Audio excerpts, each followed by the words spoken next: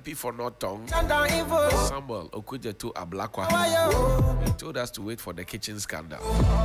And yesterday there was a wolf or was it a wolf? Or, it looked like a wolf, yeah, some type of wolf or fox or in the, like that. kitchen. Yeah, in the kitchen. And watching nobody. Who could this character be? Well, we've been digging. We waited for 5 a.m. It came. We went on his Twitter page and then we saw what was there. Helen, what did you see? Well, first of all, it was 21 minutes late, but we'll pardon the MP for North Tongue. He had to intercept some more detail. I'll be honest, it's a lengthy one, and it starts with a bit of background, and he's titled the first tweet, "The Kitchen Scandal, Arresting Gabby's 187.3 million Ghana cedis." He says, "For God and country, Ghana first." Permit me to read the first line. Go ahead, so please. the first page, right, and then that right. will set the tone. Mm-hmm. So he says, "The kitchen scandal. The kitchen scandal is a tale of betrayal, bravado, double standards, influence, peddling, dishonesty, greed, collusion, arm twisting, naked nepotism, and blatant rape of the public purse." What an intro. The kitchen scandal will afford us a rare insight into how President Akufo-Addo's kitchen cabinet operates and how destructive they have been to national progress. This kitchen scandal reveals the modus operandi and sophisticated schemes of the Grand Master in the kitchen cabinet, Mr. Gabriel Asare Otre Darko, who prefers to be called Gabby Otre Darko. Thank you. Many people say Gabby is the Prime Minister. William does not like to hear that, of Ghana. And what he wants always gets done. Well, the volumes of intercepted documents in my possession appears to confirm this perception.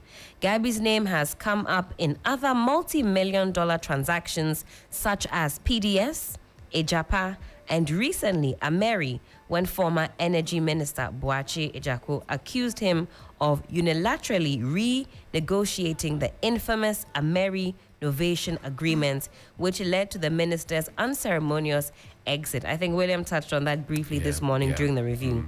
Justice Doche may likely describe this kitchen scandal as a well-hatched conspiracy to create, loot and share. Keep. This one he says, and keep. Oh. It's not share. He says it's not share and keep. This one's a new Create, one. Loot and keep. Create, loot and keep. He says perhaps in a Cecilia Dapa-like fashion. He says this kitchen scandal is valued at a stupendous 187.35 million Ghana cedis. So that is the preamble to it. It goes on and on. This is the preamble. This is the preamble. And you see how it started. It's juicy. Very juicy. Already, I thought, okay, that's a lot of money. What is the Honorable MP talking about? And as he goes on in the tweet thread, he explains that Mr. Gabby Otre Darko managed to get sections of government, he says, alleged by Samuel Okujetu Ablakwa, the Attorney General, and elements within the Finance Ministry to agree that his new client, that's Gabby Otre Darko's new client, West Blue Company Limited, must be paid the staggering amount of 187.3 million Ghana cedis. He says this is legendary. Yes, and he breaks down what 187.3 million Ghana cedis would look like. He says, to put it into context, it is more than the entire 2023 budgetary allocation for the following ministries. And he sets different ministries: Employment and Labor Relations, Chieftaincy and Religious Affairs, Ministry of Parliamentary Affairs, Ministry of Information, Tourism and Arts and Culture. He says if you put that all together, that amounts to almost that 187 that he says has been looted. He says, ironically, the 187.3 million exceeds the total annual 2023 budgeted expenditure for the salaries of all lawyers and staff at the Attorney General and Ministry of Justice, all staff at the Ministry of Food and Agriculture, all staff at the Ministry of Trade and Industry, all staff at the Ministry of Roads and Highways. So some context there when we think about these monies. I think sometimes it seems a bit abstract. Let's go over the list again. Yes. All staff. So this money that he's purporting to have been, taken by Gabriel Trodaku, he says it can pay the staff. First of all, the salaries of all lawyers and staff at the Attorney General and Ministry of Justice, all staff at the Ministry of Food and Agriculture, all staff at the Ministry of Trade and Industry, and all staff at the Ministry of Roads and Highways. That's the all staff. All staff, and he is it at the same time, or he just isolates one group? At the same time. Wow, and this has gone to one man. According to Samuel Okudzeto Ablakwa. Let's see if we can raise him on the phone line and have a conversation with him on this particular one. But what else is there? So he goes on to talk about this company, West Blue. He says, I must point out, I'm skimming through so we can get through as much of it as possible. I must point out that even though Gabriel Trodaku doesn't state his name in all of the letters for this frightening 187.3 million West Blue demand, I can confirm that he is the one signing the letters, as I have obtained his GRA tax registration form, which bears the same signature. I see. Which bears the same signature. And he's attached those documents, this intercepted documentation to the thread. He says, what is increasingly troubling is the shifting position of the Ministry of Finance to align with Gabi. Insiders say ministry officials are terrified as the Prime Minister's pressure mounts. Already, it is suspected in several quarters that the former chief director of the Ministry of Finance, Mr. Patrick Nomo, was transferred because he was not cooperating on this matter. I see. But as we wait to raise the MP on the MP, I think that can make it clear, because like I said, it's very lengthy. I'm not saying it's convoluted, but there's a lot of detail in there. I think he's best placed to lay it out for us. As an average Ghanaian, it's a lot of meat. So bottom line, if I get him right, saying that this individual, Gabriel Trodaku, is very powerful. Indeed. Number two, he has been in most of the big scandals that has ever hit this government, PDS, Ijapa, and the recent one. He also has influence in order to be able to get somebody either shown the exit or transferred. Is that the case? That is right. And that he's making a lot of money according to what Ablakwa has put out. Yes. Which could have otherwise sorted out a lot more people in terms of their salaries and emoluments and other things. Is that correct? That's correct. Okay. Especially because the first paragraph says, talks about influence peddling. That's one thing he's mentioned. Dishonesty. He says arm twisting, naked nepotism, and blatant rape of the public purse. Hey, these are the themes surrounding this expose. Will you use the microphone for me? The only thing I see that I would want to push for is his call for the Finance Committee of Parliament to urgently summon all parties and initiate full-scale parliamentary inquiry into this 187.3 million West Blue saga. Because everything financial, everything money must be passed by Parliament. Agreed. And if the state is losing or getting funds, Parliament should be interested. So for all that he has written, I think the key point for me, the whole juice in the whole statement, everything in there, if Parliament, for that matter, the Finance Committee of Parliament, is able to summon all the parties, so that we will know from the parliamentary perspective, so that it doesn't become, politicized. Exactly. Yes. And we're just hoping that if it happens, we would get to the bottom of the matter. Because look, he has said that this money is more than the budget that is allocated to a lot of organizations. Critical organizations. Yes, 187.3 million Ghana cedis. And this request came just around the time that the IMF first tranche came. That's about $603,000. $600 million. Then pay. So, I haven't done investigations personally. And so I would just, and this is not something that we should just let go, because the individual who is doing this has come with some facts in other matters that are proven to be true. Yeah, That's right. So I have no reason whatsoever to doubt presidential travels. Yes. You know, I have no reason whatsoever to doubt what is put on paper. What I'm just pleading is that Parliament should be interested in protecting the public purse, because they have a constitutional mandate. You can't even charge fees in this country as a government with taxes and fees without passing through Parliament. So if somebody has independently done this job, I think it makes it easy for the Finance Committee of Parliament to know pick it where up, to look. Especially when our media review is telling us that the GDP of this country, I mean, the growth has been revised to 1.5%. And the inflation, the target is not going to be met, and we are going to be pegged at 31.3%. It means financially we are not there at all. We are weak. That's right. So if monies are just making the rounds in certain quarters, we are finding some in people's rooms. Who owns those monies are under investigation. Too much money is in the hands of people. I mean, if the stories that we are hearing are true, then it means people are just having fun with the governance, with the economy, with everything of this country. It's just having fun. Because everything that you do, you can have ways to defend yourself. But if we take it through Parliament and we get the facts, then the right processes must be followed to get the money back to government chest.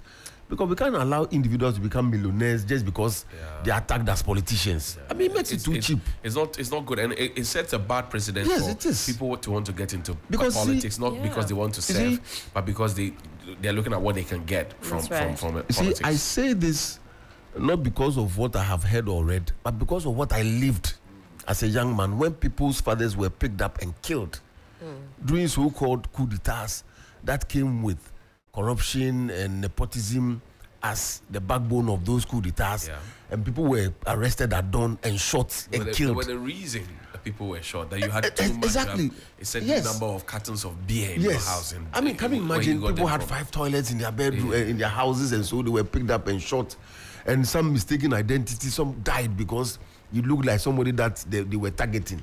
So it's not a joke. Ghana has a history of people dying because they came close to money. Others, look, we shouldn't joke with this matter. People have died because of this. So it is not just for fun that we call somebody a certain prime minister and then he has some power that nobody has given him. If the reports that we are reading are true, then Gabi must be brought to book. He should come and account for all this money. You see, but all of this goes to the heart of President Akufo-Addo and what he said prior to becoming president. He mentioned the use of the Anas principle. At his swearing in, he mentioned that he would protect the public purse. If the exposés that Okoye-Eto Ablakwa has been putting out is anything to go by, from his presidential flights to the National Cathedral to this latest one that he has put out there, you don't get the sense that he's indeed prepared to protect the public purse. More so, and I agree with William on that, where the individual who is mentioned is not even a government official to begin with. So how did that person come to peddle so much influence and control? to even be phoning ministers of state and ordering them to do AB. And this report is suggesting same, that is calling GRA officials. I mean, everywhere you go and there's money happening, you hear his name. I mean, you cannot, in the name of being a lawyer, and working around government, but you see, getting involved in all this. Within, and like as you're saying, people must not just be floating in the system. You must be situated. So I'm looking at the situation of the gentleman in question, which Ablakwa has mentioned, Mr. Gabriel Asare Daku. Okay, what is his specific role in the governance of the country? The specific, because it's important. When you mention Yaw Osafo Maafo, he's the senior presidential advisor. He was the senior minister.